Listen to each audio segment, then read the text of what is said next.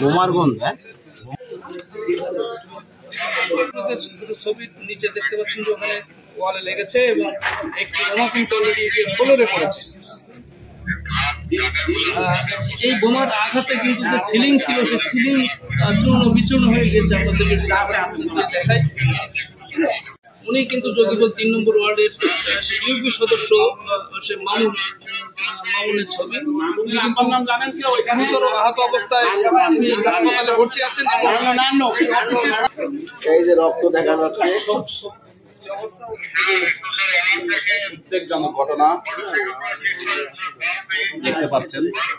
ফুলবাড়িঘাট road Jubo League union বিএনপির সাংগঠনিক সম্পাদক মামুনের অফিসে গুলি এবং বোমা।